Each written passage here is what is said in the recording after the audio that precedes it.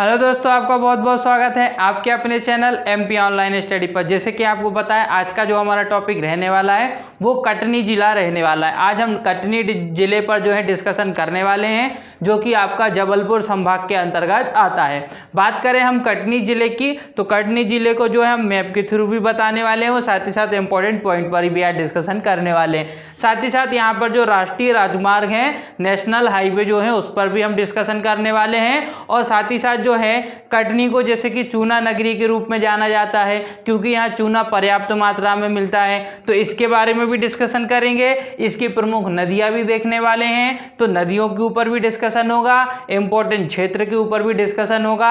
Dolomite भी पर्याप्त मात्रा में मिलता है, चूना पत्थर भी पर्याप्त मात्रा में मिलता है ना, बॉक्साइट भी पर्याप्त मात्रा में आपको कहाँ, कटनी जिले में देखने को मिलता है। तो ये सारी चीज़ों पर जो है आज हमारा डिस्कशन रहने वाला है, तो वीडियो को आप अंत तक देखें ताकि कटनी जिले से रिलेटेड कोई भी फैक्ट जो रहे आपके छूटे ना एग्जाम की दृष्टि से। तो बात करते हैं हम अगर कटनी जिले की, तो कटनी जिले को अगर हम मैप के थ्रू देखेंगे, जैसे कि आपको पता है कि जबलपुर का गठन हुआ था, जबलपुर में जब विभाजन हुआ और विभाजन के फलस्वरूप कटनी का निर्माण हुआ था। मतलब जो कटनी है वो जबलपुर का ही हिस्सा है और जबलपुर से ही अलग होकर कटनी एक जिले के रूप में स्थापित हुआ था, ये आपको पता होना चाहिए। अब बात करते हैं कटनी के जो क्षेत्र हैं और इसकी सीमा के आधार पर। जैसे कि आपको पता ही होगा, सीमा के आधार पर अगर हम बात करें तो उत्तर दक्षिण पूर्व पश्चिम दिशा के आधार पर मैं आपको हर वीडियो में बता रहा हूं कि कौन सा जिला किस सीमा पर उपस्थित है। तो बात करें कटनी जिले की, तो कटनी जिले के अगर आप दक्षिण वाला भाग देखेंगे तो आपको दक्षिण में जबलपुर देखने को मिलेगा, जबलपुर संभाग देखने को मिलेगा दक्षिण में। देखिए, क्योंकि कहीं ना कहीं ये पहले जबलपुर का ही हिस्सा रहा था, बाद में ये उससे विभाजित हो गया और एक कटनी जिले के रूप में स्थापित हो गया। तो दक्षिण में जबलपुर है और जबलपुर के उत्तर में कटनी है ना, जबलपुर के उत्तर में कटनी है, परंतु कटनी के दक्षिण में क्या है, तो ये जो सीमा दिख रही ना आपको, यहाँ से लेकर यहाँ तक, यहाँ से लेकर तक, तो यहाँ तक की जो सीमा लग रही है, यहाँ पर जबलपुर है। तो जबलपुर आपको दक्षिण में देखने को मिलता है, जो कटनी के साथ सीमा निर्धारण करता है। फिर बात करते हैं पूरब की ओर की, तो पूरब की ओर की अधिकांश क्षेत्रफल जो है, अधिकांश सीमा देखिए आप यहाँ से लेकर तो ये पूरी सीमा देख सकते हैं यहाँ तक, ये पूरी सीमा जो है उमरिया के साथ लगती है, उमरिया जिले के साथ लगती है। तो ये आपको याद रखना है कि पूरब में कौन सा जिला, कटनी के पूरब में कौन सा जिला है, तो कटनी के पूरब में उमरिया जिला है। कटनी के दक्षिण में कौन सा जिला है, तो कटनी के दक्षिण में कौन सा जिला हो जाएगा, जबलपुर हो जाएगा। अब बात करते हैं उत्तर और पश्चिम की। उत्तर और पश्चिम की बात करें तो आप 3 जिले याद रखें लाइन से, दमोह, पन्ना, सतना, दमोह, पन्ना और सतना, ये 3 जिले आप कंटिन्यू याद रखें। पहले आपको देखने को मिलेगा दमोह, दमोह के बाद देखने को मिलेगा आपको पन्ना और पन्ना के बाद आपको देखने को मिलेगा सतना। ये 3 जिले क्रम वाइज यहाँ पर पाए जाते हैं, जो कि कटनी जिले के साथ सीमा का निर्धारण करते हैं।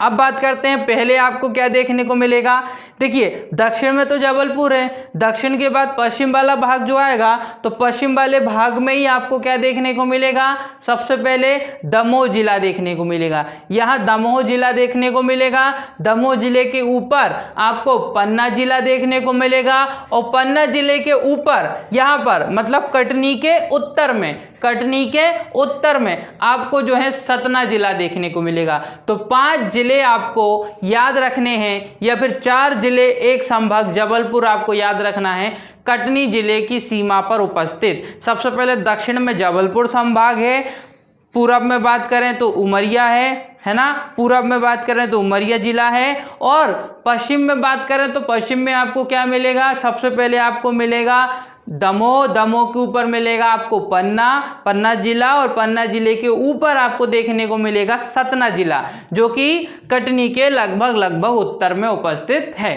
अब बात करते हैं नेशनल हाईवे की, तो नेशनल हाईवे जैसे कि आप देख सकते हैं कि नेशनल हाईवे आपको 2 नेशनल हाईवे तो फिर भी इसमें याद रखने जैसा ही है। एक हो जाएगा आपका नेशनल हाईवे 7 मतलब NH7 इंपॉर्टेंट है कि नहीं, नाम से ही पता चल रहा है NH7। NH7 जो आपको दिख रहा है ये है, ये NH7 हाईवे है और यहाँ से ये क्रॉस करते हुए इस दिशा में चला जाता है, मतलब दक्षिण की ओर चला जाता है। ये नेशनल हाईवे ये है नेशनल हाईवे 7, ये यहाँ से क्रॉस करते हुए और ये इस तरफ चला जाता है। और ये जो क्रॉस किया है सेकेंड, ये जो चौराहे से यहाँ पर जो क्रॉस कर रहा है ये NH78 है। तो दोनों में डिफरेंस याद रखना, ये जो नेशनल हाईवे है ये वाला, ये जो नेशनल हाईवे है ये 7 है, NH7 है, परंतु ये जो नेशनल हाईवे है ये कौन सा है, नेशनल हाईवे 78 है। क्या है ये, नेशनल हाईवे 78 है। तो दोनों में डिफरेंस याद रखना, ये नेशनल हाईवे 78 है और ये वाला जो नेशनल हाईवे है वो NH7 है, नेशनल हाईवे 7 है।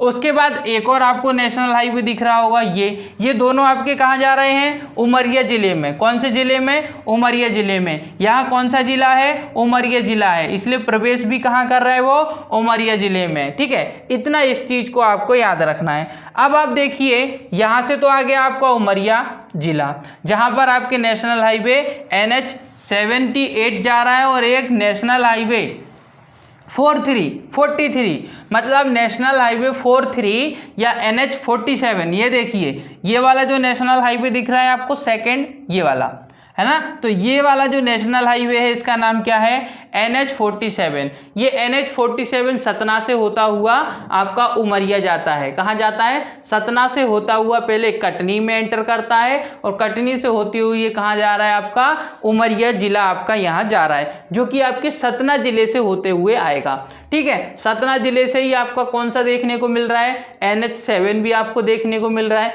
जो जबलपुर की ओर जा रहा है। NH7 कहाँ जा रहा है, जबलपुर की ओर जा रहा है। तो आपको इतना याद रखना है, क्योंकि मैं ऑलरेडी आपको बता चुका हूँ कि कौन से क्षेत्र में, कौन सी दिशा में कौन सा जिला है, तो आप उसके अकॉर्डिंग भी याद कर सकते हैं कि कौन सा नेशनल हाईवे किस जिले से आता है, कटनी में एंटर करता है और फिर किस जिले में चला जाता है। ठीक है, ये नेशनल हाईवे आपको याद रखना है। NH7 याद रखना है, NH43 याद रखना है, NH78 याद रखना है। 3 नेशनल हाईवे आपको कटनी जिले से याद रखना है। अब इम्पोर्टेंट पॉइंट देख लीजिए, सबसे पहले हम बात करते हैं बिल्हारी। देखिए ये दिख रहा है ना आपको क्षेत्र, ये है बिल्हारी। बिल्हारी की अगर हम बात करें, बिल्हारी एक प्राचीन जो है पुष्प वाटी है। पुष्प वाटी मतलब फूलों की वाटी, फूलों की जंगल, फूलों का जंगल, फूलों की हम पार्क, ये सारी चीज़ें क्या कहलाती है, पुष्प वाटी कहलाती, जो कि एक प्राचीन समय की है। और यहाँ अनेक मंदिर आपको देखने को मिलेंगे, किसमें, बिल्हारी में। बिल्हारी जो कि एक प्राचीन पुष्प वाटी है, यहाँ आपको अनेक प्राचीन मंदिर देखने को मिलते हैं। साथ ही साथ यहाँ पर जो है ब्रह्म मूर्ति है ना, बारह मूर्ति है ना, नाहरेश्वर शिव मंदिर है ना, नाहलेश्वर शिव मंदिर आपको देखने को मिलेगा। और ख़ास तौर पे यहाँ एक चीज़ याद रखना है, यहाँ के पान प्रसिद्ध हैं। पान जो मिलते हैं ना, जो नॉर्मली हम पान खाते हैं, वो पान की बात हो रही है। यहाँ के पान जो हैं वो आईने अकबरी में उल्लेख किया गया है। मतलब यहाँ के जो पान है, कटनी के जो पान है, उनका उल्लेख आपको कहाँ देखने को मिलता है, उनका उल्लेख आपको आईने अकबरी, जो कि आईने अकबरी अकबर की ही एक कथा है, उसके अंतर्गत जो है आईने अकबरी में इस पान का उल्लेख किया गया है, जो कटनी में मिलते हैं। बहुत सारी चीज़ें हैं बिल्हारी में आपको याद रखना है, जो कि एक पुष्प वाटी है। यहाँ जो है आपको अनेक प्राचीन मंदिर देखने को मिलते हैं। साथ ही साथ जो है नालेश्वर शिव मंदिर देखने को मिलता है, बाहर मूर्ति देखने को मिलती है आपको। और यहाँ के पान जो हैं वो कैसे हैं, उनका उल्लेख जो है वो आईने अकबरी में किया गया है, तो इम्पोर्टेंट है। ठीक है, तो ये क्षेत्र याद रखना है आपको। फिर बात करते हैं रूपनाथ, दूसरा बात करते हैं हम रूपनाथ। ये देखिए आपको दिख रहा है ये वाला क्षेत्र, ये है रूपनाथ। क्या हो जाएगा आपका, रूपनाथ है ना। तो ये वाला जो क्षेत्र है वो किसका है, रूपनाथ वाला क्षेत्र है। अच्छा, इस रूपनाथ ये प्रसिद्ध क्यों है, मौर्यकालीन स्थल है ये। मौर्यकालीन जिस समय शासन हुआ करते थे ना, मौर्य काल चलता था, कई प्रकार के शासन आए और कई प्रकार के काल चले। नाग वंश चलता था, मौर्य वंश चलता था, कई प्रकार के वंश चलते थे। तो जिस समय मौर्य वंश चलता था उस समय ये स्थान जो है वो प्रचलन में आया और रूपनाथ का जो है निर्माण किया गया, इस क्षेत्र का निर्माण किया गया। मौर्यकालीन स्थल, अशोक के शिलालेख आपको देखने को मिलते हैं, 5 शिवलिंग आपको देखने को मिलते हैं। अशोक ने कई शिलालेख लिखे हुए हैं, कई, है ना। तो कई आपको, तो एमपी में तो आप देखोगे ना तो अशोक के कई शिलालेख, प्राचीन तो आपको सबसे प्रसिद्ध आपको रांची में देखने को मिलेगा। तो अशोक द्वारा कई शिलालेख लिखे गए हैं एमपी के कई जिलों में, कई किलों पर, कई प्रकार के आपको जो हैं शिलालेख देखने को मिलते हैं अशोक के, ठीक है। लेकिन रूपनाथ की अगर बात करें तो रूपनाथ जो है मौर्यकालीन स्थल अशोक का शिलालेख है, अशोक द्वारा लिखा गया था। और यहाँ पर आपको जो है वो 5 लिंग वाले शिव जी की मूर्ति भी आपको देखने को मिलती है। तो इतना आपको रूपनाथ से याद रखना है। यहाँ पर आपको जो है 3 कुंड भी देखने को मिलेंगे रूपनाथ में, एक राम कुंड, एक सीता कुंड और एक लक्ष्मण कुंड। 3 कुंड आपको देखने को मिलते हैं, एक राम कुंड, एक लक्ष्मण कुंड और एक सीता कुंड। तो ऐसे आपको 3 कुंड कहाँ देखने को मिलते हैं? रूपनाथ में देखने को मिलते हैं। तो रूपनाथ से आपको इतना याद रखना ही पड़ेगा, ठीक है। ये हो गया हमारे रूपनाथ का ये वाला क्षेत्र भी हो जाएगा और उसके इंपॉर्टेंट पॉइंट भी हो जाएंगे।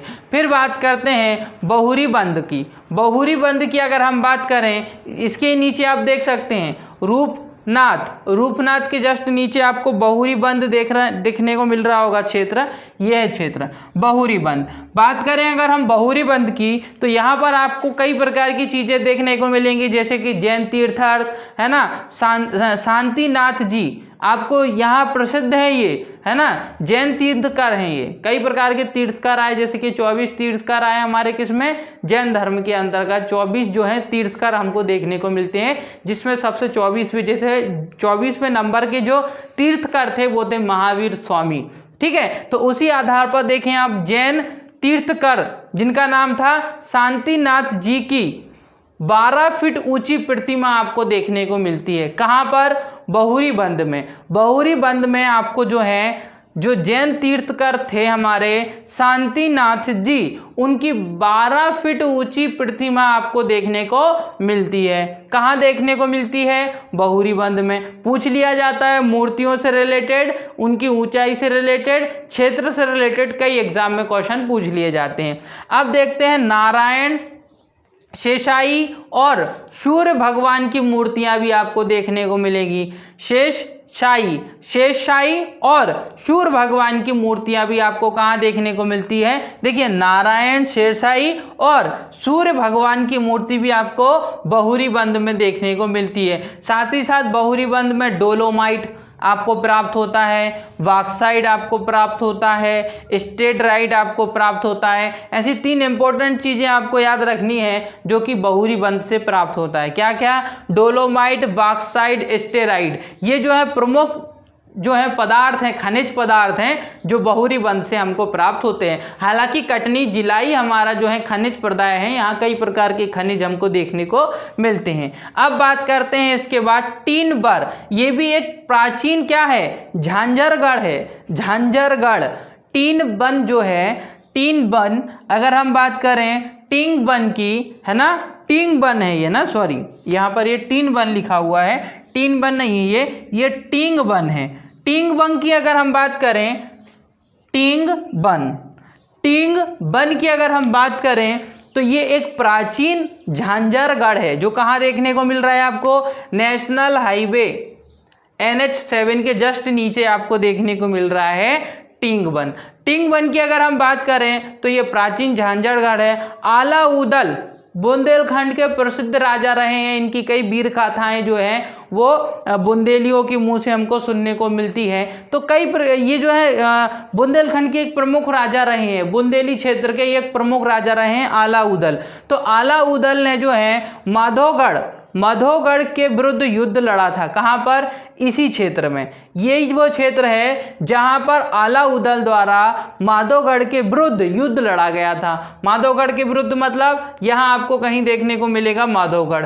तो जो माधवगढ़ है ये देखिए, राधवगढ़ तो ये है, लेकिन यहाँ इन्होंने माधवगढ़ है ना, ये राधवगढ़ के पास ही माधवगढ़ है, उसके विरुद्ध युद्ध लड़ा था। मतलब ये वो क्षेत्र है जहां पर जो है अलाउद्दौला द्वारा माधवगढ़ के विरुद्ध युद्ध लड़ा गया था, है ना। ये 3-1 याद रखना। साथ ही साथ यहाँ देखिए आप लिखा है 1500 वर्ष पुरानी नरसिंह भगवान और पार्श्वनाथ की मूर्तियां देखने को मिलती है। 1500 वर्ष पुरानी नरसिंह भगवान और भगवान पार्श्वनाथ, इन दो की मूर्तियां आपको देखने को मिलती हैं। कहाँ पर? ये आपको 3-1 में देखने को मिलती हैं। तो 3-1 क्या हो जाता है? इंपॉर्टेंट। साथ ही साथ यहाँ पर आपको गुप्तकालीन ब्रह्म लिपि में लिखे हुए अभिलेख देखने को मिलते हैं। कौन सी लिपि में? ब्रह्म लिपि में।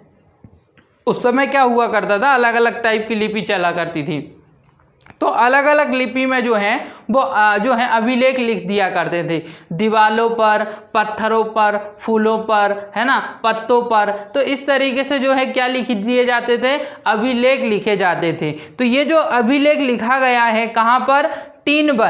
3-1 में जो अभिलेख लिखा गया है वो अभिलेख जो लिखा गया है गुप्तकालीन है। मतलब गुप्त शासन जब चलता था उस समय उसको लिखा गया था।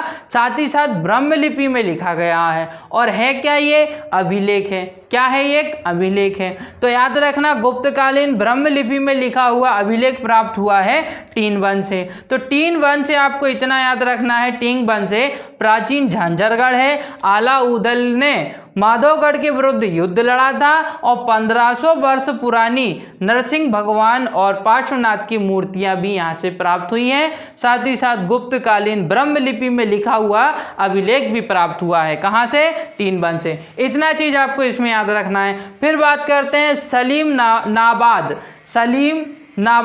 सलीम नाबाद एक क्षेत्र है। क्षेत्र किसके नाम पर पड़ा? नाम का ये जो क्षेत्र का नाम सलीमाबाद क्यों पड़ा? सलीमनाबाद क्यों पड़ा वो समझिए। देखिए ये जो नाम है उन्मूलन कर्ता कर्नल सलीमन के नाम पर बसा संगमरमर की उपलब्धता यहाँ पर पर्याप्त मात्रा में होती है। ये किसके नाम पर बसा था? ये जो क्षेत्र आपको दिख रहा है ना, ये कटनी में बिल्कुल दक्षिण में जो आपको क्षेत्र दिख रहा है ना, सलीमनाबाद जो है वो उन्मूलन करता कर्नल सलीमन के नाम पर इसको बसाया गया था। सलीमनाबाद को कर्नल सलीमन की नाम पर जो है इसको बसाया गया था। ये याद रखना, कर्नल सलीमन के नाम पर इसको बसाया गया था। किसको? सलीमनाबाद को। और यहाँ पर आपको क्या? संगमरमर पर्याप्त मात्रा में देखने को मिलती है, क्योंकि ये जबलपुर से लगा हुआ भाग है ना। जबलपुर में तो प्रमुख रूप से संगमरमर की चट्टानें प्राप्त होती है, परंतु ये तो कहीं ना कहीं जबलपुर से लगा हुआ ही भाग है, इसलिए यहाँ पे भी संगमरमर मिलता है पर्याप्त मात्रा में। अब बात करते हैं विजय राधोगढ़। देखिए ये दिख रहा है आपको विजय राधोगढ़, ये है आपका विजय राधोगढ़। बात करें अगर हम विजय राधोगढ़ की, तो युवराज प्रयागदास द्वारा बसाया गया था। और इस किले में आपको एक रंग महल देखने को मिलता है। देखिए बसाया किसके द्वारा गया था? अच्छा ये किला भी है विजय राधोगढ़ मतलब एक क्षेत्र है, उसका नाम है विजय राधोगढ़। तो विजय राधोगढ़ जो है वो किसके द्वारा बसाया गया था? वो बसाया गया था प्रयागदास, युवराज प्रयागदास द्वारा इसको बसाया गया था। साथ ही साथ उस क्षेत्र के नाम पे ही यहाँ एक किला है और उसका नाम भी विजय राधोगढ़ किला रखा गया है। मतलब वो क्षेत्र का नाम भी विजय राधोगढ़ है और वहाँ उपस्थित उस किले का नाम क्या है? विजय राधोगढ़ किला।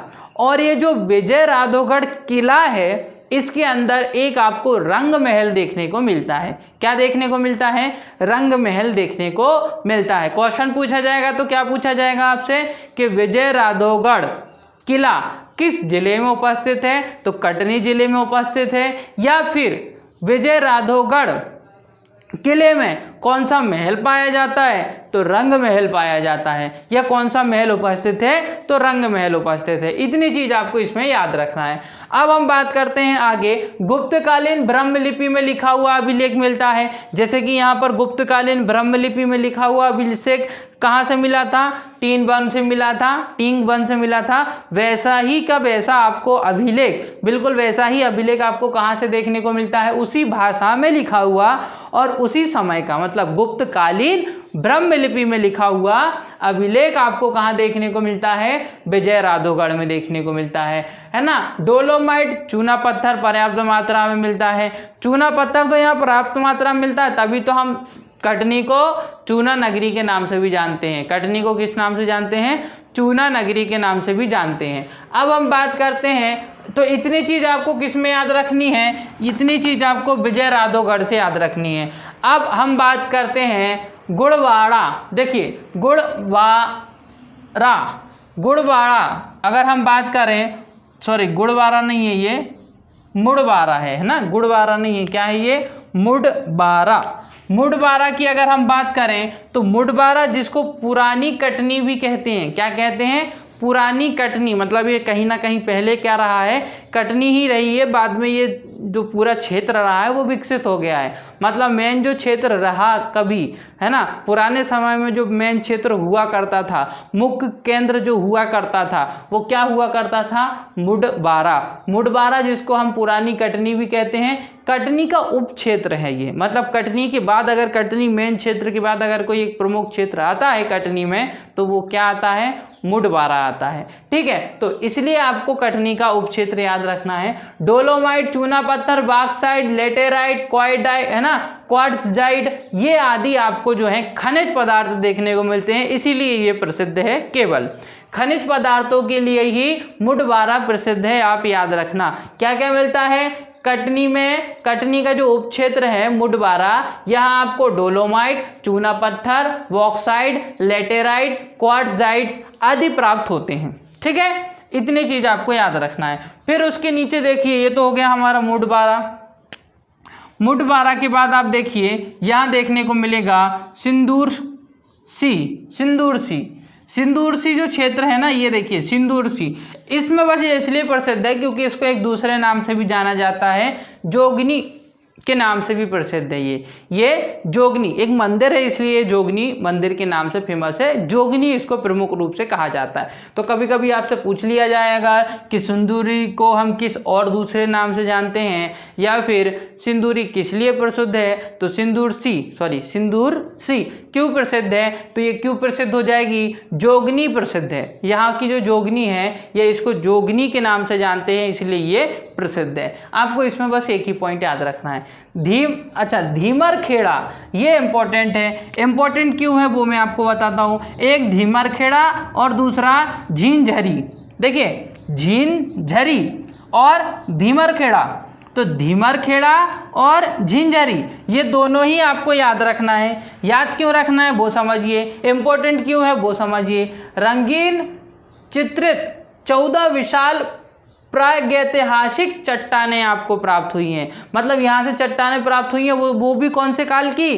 प्रागैतिहासिक काल की। समझ रहे हैं ना आप? ये सिंधु घाटी सभ्यता के आगे की बात हो रही है ना। उस समय जब हम प्रागैतिहासिक काल में थे, सिंधु घाटी सभ्यता के पहले जब हम जो हैं प्रागैतिहासिक काल में हुआ करते थे, उस समय की चट्टानें, यहाँ पे 14 चट्टानें, रंगीन चट्टानें प्राप्त हुई हैं। कहाँ से? धीमरखेड़ा से। और वो चट्टानों का क्षेत्र, मतलब वो चट्टानें बड़ी बड़ी हैं, कहाँ तक फैली हुई हैं? झींझरी से फैली हुई हैं। झींझरी से लेते हुए, झींझरी में भी पाई जाती हैं, झींझरी में और धीमरखेड़ा में, दोनों जगह ये चट्टानें आपको देखने को मिलेंगी। 14 विशाल चट्टानें, प्रागैतिहासिक काल की चट्टानें, रंगीन चट्टानें आपको प्राप्त हुई हैं दो जगह से, धीमरखेड़ा से और झींझरी से। दोनों में से ऑप्शन में एक ही दिया जाएगा। झींझरी दिया जाएगा तो आप उस पर भी टिक कर सकते हैं, धीमरखेड़ा दिया जाएगा तो आप धीमरखेड़ा पे भी टिक। इसलिए मैंने एक ही लिखा है, केवल हमने कौन सा लिखा है? धीमरखेड़ा लिखा है। कभी झींझरी भी आ जाएगा तो आप उस पर भी टिक कर सकते हैं, आपका क्वेश्चन करेक्ट होगा, आंसर आपका करेक्ट होगा। आप करते हैं कटनी जिले में कुछ इंपॉर्टेंट बात है, इंपॉर्टेंट फैक्ट है, उन पर डिस्कशन करते हैं।